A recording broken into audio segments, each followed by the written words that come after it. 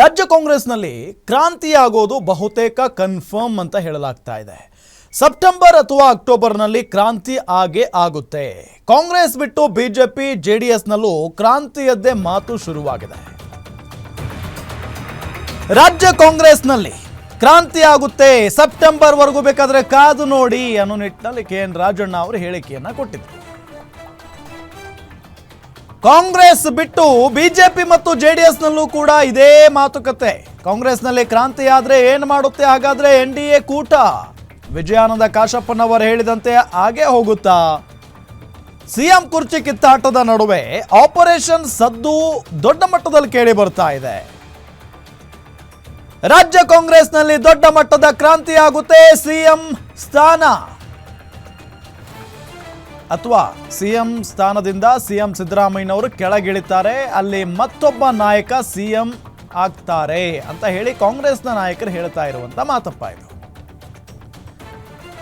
ಅದು ಯಾವ ಗಳಿಗೆಯಲ್ಲಿ KN ರಾಜಣ್ಣ ಈ ಕ್ರಾಂತಿ ಅನ್ನೋ ಶಬ್ದವನ್ನ ಯೂಸ್ ಮಾಡಿದ್ರೋ ಏನೋ, ದೊಡ್ಡ ಮಟ್ಟದಲ್ಲಿ ಸದ್ದು ಮಾಡ್ತಾ ಇದೆ ಕ್ರಾಂತಿ ಅನ್ನೋ ಶಬ್ದ ಕೂಡ. ಸೆಪ್ಟೆಂಬರ್ ಇಲ್ಲ ಅಕ್ಟೋಬರ್ನಲ್ಲಿ ಕ್ರಾಂತಿ ಆಗುತ್ತೆ, ದೊಡ್ಡ ಬದಲಾವಣೆ ಆಗುತ್ತೆ, ಕಾದ್ ನೋಡಿ ಅಂತ ಅನ್ನೋ ನಿಟ್ಟಿನಲ್ಲಿ ಹೇಳಿಕೆಯನ್ನ ಕೊಟ್ಟಿದ್ದಾರೆ. ಅವರೊಬ್ಬರೇ ಮಾತಾಡಿದಾರಾ? ಇಲ್ಲ, ಕಾಂಗ್ರೆಸ್ನ ಬೇರೆ ಬೇರೆ ನಾಯಕರುಗಳು ಕೂಡ ಹೇಳಿಕೆಯನ್ನ ಕೊಡ್ತಾನೆ ಇದ್ದಾರೆ ಬದಲಾವಣೆ ವಿಚಾರಕ್ಕೆ ಸಂಬಂಧಪಟ್ಟಂತೆ. ಅದಾದ ನಂತರ ಬಿಜೆಪಿ ಮತ್ತು ಜೆಡಿಎಸ್ನಲ್ಲೂ ಕೂಡ ಕ್ರಾಂತಿ ವಿಚಾರ ಸದ್ದು ಮಾಡ್ತಾ ಇದೆ. ಅಕಸ್ಮಾತ್ ಆಗಿ ಕ್ರಾಂತಿ ಆದ್ರೆ ಏನ್ ಮಾಡುತ್ತೆ NDA ಕೂಟ ಅನ್ನೋ ಪ್ರಶ್ನೆ ಇದೆ. ವಿಜಯಾನಂದ ಕಾಶಪ್ಪನವರು ಹೇಳಿದಂತೆ ಹಾಗೆ ಹೋಗಿಬಿಡುತ್ತಾ? ಸಿಎಂ ಕುರ್ಚಿ ಕಿತ್ತಾಟದ ನಡುವೆ ಆಪರೇಷನ್ ಸದ್ದು, ಆಪರೇಷನ್ ವಿಚಾರ ಬಹಳಷ್ಟು ಸದ್ದು ಮಾಡ್ತಾ ಇದೆ. ಕಾಂಗ್ರೆಸ್ನಲ್ಲಿ ಕುರ್ಚಿ ಕಿತ್ತಾಟ, ಮೈತ್ರಿಯಲ್ಲಿ ಹೊಸ ಗೇಮ್ ಶುರುವಾಗಿದೆ. ಕಾಂಗ್ರೆಸ್ನ ಶಾಸಕರನ್ನ ಸಂಪರ್ಕ ಮಾಡ್ತಾ ಇದೆಯಾ ಹಾಗಾದ್ರೆ ಬಿಜೆಪಿ ಜೆಡಿಎಸ್? ಕಾಂಗ್ರೆಸ್ನಲ್ಲಿ ಕುರ್ಚಿ ಕಿತ್ತಾಟ ದೊಡ್ಡ ಮಟ್ಟದಲ್ಲಿ ನಡೀತಾ ಇರಬೇಕಾದ್ರೆ ಇಲ್ಲಿ ಬಿಜೆಪಿ ಜೆಡಿಎಸ್ ಕಾದು ಕೂತಿದ್ದಾವೆ. ಕಾಂಗ್ರೆಸ್ ಶಾಸಕರನ್ನ ಸಂಪರ್ಕ ಮಾಡಿಕೊಂಡು ಕಾಂಗ್ರೆಸ್ನಲ್ಲಿರೋ ಬಣವನ್ನೇ ಎನ್ಕ್ಯಾಶ್ ಮಾಡಿಕೊಳ್ತಿದ್ದಾರೆ ಹಾಗಾದ್ರೆ ದೋಸ್ತಿಗಳು. ಸಿಎಂ DCM ಬಣದ ನಡುವೆ ಹೇಳಿಕೆ ಪ್ರತಿ ಹೇಳಿಕೆ ಶುರುವಾಗ್ಬಿಟ್ಟಿದೆ. ನಾಯಕತ್ವ ಬದಲಾದ್ರೆ ಸಿಎಂ ಬಣ ಅಸಮಾಧಾನವಾಗೋದು ಗ್ಯಾರಂಟಿ. ಇದರ ನಡುವೆ ಆಪರೇಷನ್ ಕಮಲದ ಬಗ್ಗೆಯೂ ಕೈ ಶಾಸಕರು ಮಾತನಾಡ್ತಾ ಇದ್ದಾರೆ. ರಾಜ್ಯದಲ್ಲಿ ತೀವ್ರ ಕುತೂಹಲ ಮೂಡಿಸಿದ ಚರ್ಚೆ ಕಿತ್ತಾಟ, ಕುರ್ಚಿ ಕಿತ್ತಾಟ. ರಾಜ್ಯದಲ್ಲಿ ಬಹಳಷ್ಟು ಕುತೂಹಲವನ್ನ ಮೂಡಿಸಿರೋದು ಕುರ್ಚಿ ಕಿತ್ತಾಟ. ಕಾಂಗ್ರೆಸ್ ಶಾಸಕರನ್ನ ಬಿಜೆಪಿ ಹಾಗೂ ಜೆಡಿಎಸ್ ಏನಾದರೂ ಸಂಪರ್ಕ ಮಾಡ್ತಾ ಇದೆಯಾ? ಯಾಕೆ ಅಂತ ಅಂದ್ರೆ ಇಬ್ಬರ ಜಗಳದಲ್ಲಿ ಮೂರನೆಯವರಿಗೆ ಲಾಭ ಅಂತೆ. ಹಂಗೆ ಇಲ್ಲಿ ಎರಡು ಬಣಗಳ ನಡುವೆ ಕಿತ್ತಾಟ ನಡೀತಾ ಇದೆ. ಸಿಎಂ ಸಿದ್ದರಾಮಯ್ಯನವರ ಬಣ ಮತ್ತು DCM DK ಶಿವಕುಮಾರ್ ಅವರ ಬಣ. ಅಕಸ್ಮಾತ್ ಆಗಿ ಈ ಹಿಂದೆ ಅಧಿಕಾರ ಹಂಚಿಕೆ ವಿಚಾರಕ್ಕೆ ಸಂಬಂಧಪಟ್ಟಂತೆ ಏನು ನಡೀತಾ ಇತ್ತು, ಅಥವಾ DCM DK ಶಿವಕುಮಾರ್ ಅವರು 2.5 ವರ್ಷ ಆದ ನಂತರ ಸಿಎಂ ಆಗ್ತಾರೆ ಅನ್ನೋ ನಿಟ್ಟಿನಲ್ಲಿ ಏನಾದರೂ ಅಧಿಕಾರ ಹಂಚಿಕೆಯ ಬಗ್ಗೆ ಚರ್ಚೆ ಆಗೇ ಆಗಿದ್ರೆ, ಇಲ್ಲಿ ಸಿಎಂ ಸಿದ್ದರಾಮಯ್ಯನವರು ಅಕಸ್ಮಾತ್ ಆಗಿ ಆ ಮಾತಿನಂತೆ ನಡ್ಕೊಂಡು ಸಿಎಂ ಸ್ಥಾನದಿಂದ ಕೆಳಗಿಳಿದಿದ್ದೇ ಆದರೆ ಅವರ ಬಣದ ನಾಯಕರು ಸುಮ್ಮನೆ ಇರ್ತಾರಾ? ಇಲ್ಲ, ರೊಚ್ಚಿಗೇಳ್ತಾರೆ. 100% ಅಸಮಾಧಾನ ಭುಗಿಲೇಳುತ್ತೆ ಕಾಂಗ್ರೆಸ್ ಪಕ್ಷದಲ್ಲಿ. ಅಕಸ್ಮಾತ್ ಆಗಿ ನಾನೇ ಮುಂದುವರಿತೀನಿ 5 ವರ್ಷ ಅಂತ ಹೇಳಿ ಸಿಎಂ ಸಿದ್ದರಾಮಯ್ಯನವರು ಕೊಟ್ಟ ಮಾತಿನಂಗೆ ನಡೆದುಕೊಳ್ಳದೆ ಕೊಟ್ಟ ಮಾತು ತಪ್ಪಿಬಿಟ್ರೆ DCM DK ಶಿವಕುಮಾರ್ ಅವರ ಬಣದ ನಾಯಕರು ಕೂಡ ರೊಚ್ಚಿಗೇಳುವಂಥ ಸಾಧ್ಯತೆ ಇದೆ.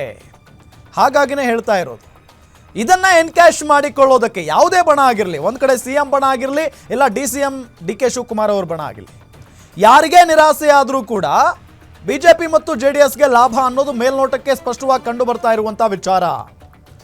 ಕಾಂಗ್ರೆಸ್ನಲ್ಲಿರುವಂಥ ಬಣವನ್ನೇ ಎನ್ಕ್ಯಾಶ್ ಮಾಡಿಕೊಳ್ತಾ ಇದ್ದಾರೆ ಅಂತ ಹೇಳಲಾಗ್ತಾ ಇದೆ. ಸಿಎಂ DCM ಬಣದ ನಡುವೆ ಹೇಳಿಕೆ ಪ್ರತಿ ಹೇಳಿಕೆ ಶುರುವಾಗಿರುವುದೀಗ.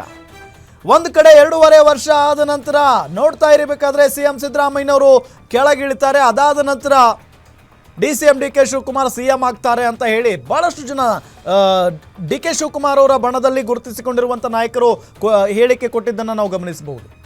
ಇದೆಲ್ಲದರ ನಡುವೆ ಈಗ ಏನು ಮಾಡಬಹುದು NDA? ಹೌದು, ಈಗ ಒಳಗೊಳಗೆ ದೊಡ್ಡ ಮಟ್ಟದಲ್ಲಿ ಅಸಮಾಧಾನ ಇದೆ ಕಾಂಗ್ರೆಸ್ ಪಕ್ಷದಲ್ಲಿ. ಈ ಸಂದರ್ಭದಲ್ಲಿ NDA ಏನು ಮಾಡಬಹುದು, ಅಥವಾ ಬಿಜೆಪಿ ಮತ್ತು ಜೆಡಿಎಸ್ ಏನು ಮಾಡಬಹುದು ರಾಜ್ಯದಲ್ಲಿ? ಬಿಜೆಪಿ 63 ಶಾಸಕರಿದ್ದಾರೆ, ಜೆಡಿಎಸ್ನ 18, ಒಟ್ಟು 81 ಶಾಸಕರಿದ್ದಾರೆ. ಕಾಂಗ್ರೆಸ್ ಬಲ ಇನ್ನಷ್ಟು ಕುಸಿಯಲು ಸುಮಾರು 50 ಶಾಸಕರಿಂದ ರಾಜೀನಾಮೆ ಕೊಡಿಸಿದ್ರೆ ಸರ್ಕಾರ ಪತನ ಆಗುತ್ತೆ. ಒಂದು ವೇಳೆ ನಾಯಕತ್ವ ಬದಲಾಗದಿದ್ರೂ ಡಿಕೆ ಟೀಮ್ಗೆ ಇದೇ ರೀತಿಯ ಗಾಳ ಹಾಕುವಂತ ಸಾಧ್ಯತೆ ಇದೆ.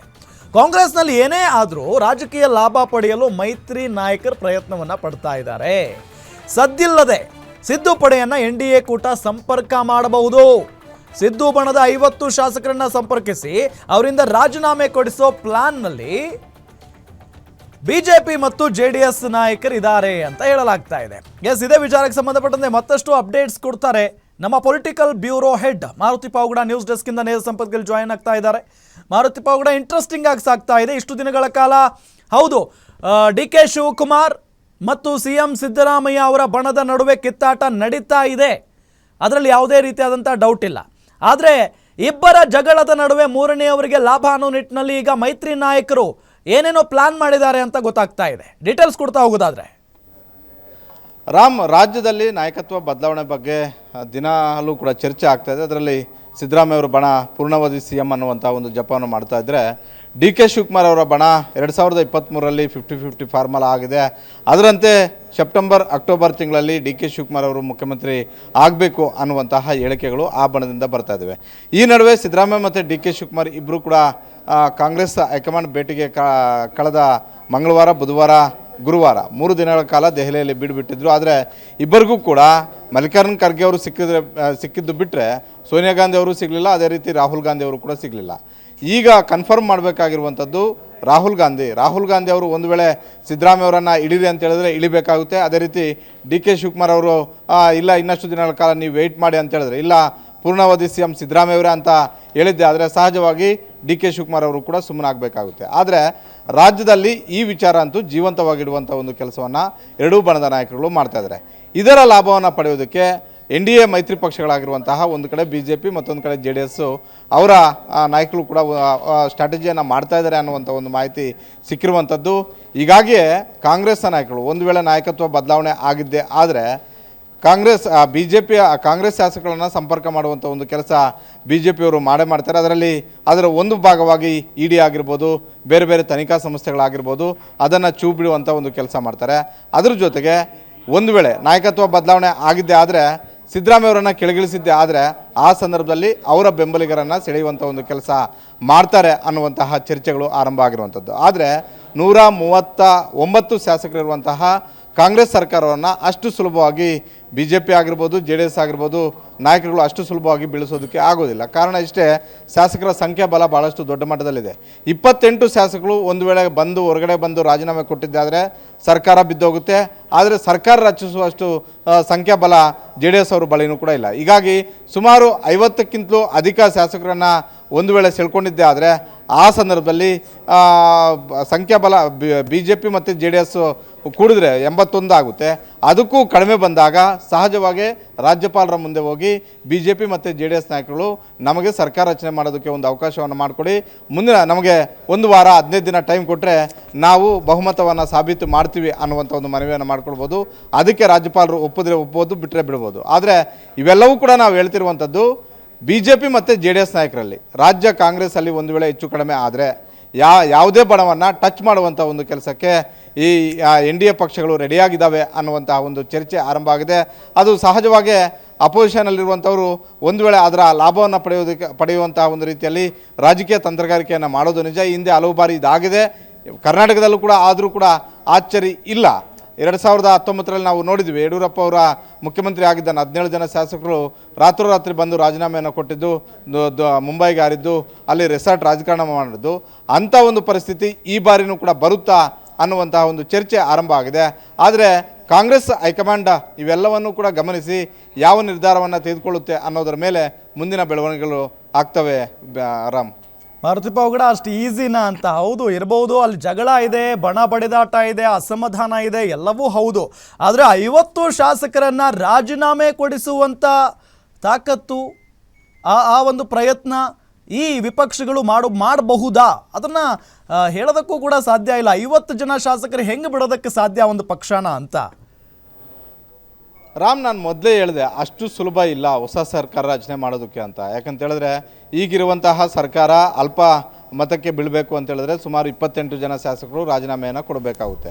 ಇಲ್ಲ ಇವರು BJP ಮತ್ತು JDS ಅವರನ್ನ ಹಕ್ಕೊತ್ತಾಯ ಮಾಡಬೇಕಂದ್ರೆ ನಮಗೆ ಸರ್ಕಾರ ರಚನೆ ಮಾಡೋದಕ್ಕೆ ನಮಗೆ ಅಧಿಕಾರವನ್ನು ಕೊಡಿ ಅನ್ನುವಂಥದ್ದನ್ನು ರಾಜಭವನಕ್ಕೆ ತೆರಳಿ ಹಕ್ಕೊತ್ತಾಯ ಮಾಡಬೇಕು ಅಂತ ಹೇಳಿದ್ರೆ ಕಾಂಗ್ರೆಸ್ ಅವರ ಬಳಿ ಇರುವಂತಹ ಶಾಸಕರ ಸಂಖ್ಯೆಗಿಂತಲೂ ಕೂಡ ಜಾಸ್ತಿ ಇರಬೇಕಾಗುತ್ತೆ. ಅಂದರೆ ಈಗ JDS ಮತ್ತು BJP ಶಾಸಕರ ಸಂಖ್ಯೆ ಬಲ ಇರುವಂಥದ್ದು 81, ಕಾಂಗ್ರೆಸ್ ಅದಕ್ಕಿಂತಲೂ ಕಡಿಮೆ ಆದಾಗ ಅವ್ರಿಗಿಂತಲೂ ನಾವು ಹೆಚ್ಚು ಶಾಸಕರಿದ್ದೀವಿ, ನಾವು ಸರ್ಕಾರ ರಚನೆ ಮಾಡೋದಕ್ಕೆ ಅವಕಾಶವನ್ನು ಮಾಡಿಕೊಡಿ. ಇತ್ತೀಚೆಗೆ ಕೆಲವೊಂದಷ್ಟು ಸಮಸ್ಯೆಗಳಾಗ್ತಿದ್ವು. ಅಂದರೆ 112ಕ್ಕಿಂತಲೂ 113 ಶಾಸಕರ ಸಂಖ್ಯೆ ಇದ್ದರೆ ಮಾತ್ರ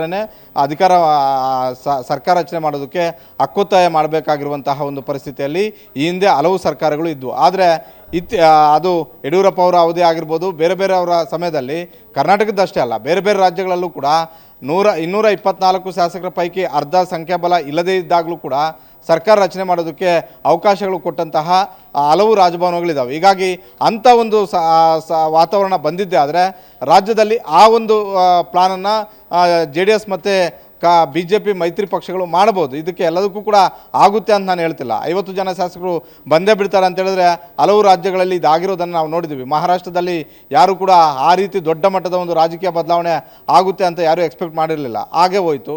ಹೀಗಾಗಿ ಕರ್ನಾಟಕದಲ್ಲೂ ಕೂಡ ಅಷ್ಟು ಸುಲಭ ಇಲ್ಲ. ನಾನು ಅದನ್ನೇ ಪದೇ ಪದೇ ಹೇಳ್ತಾ ಇದ್ದೀನಿ.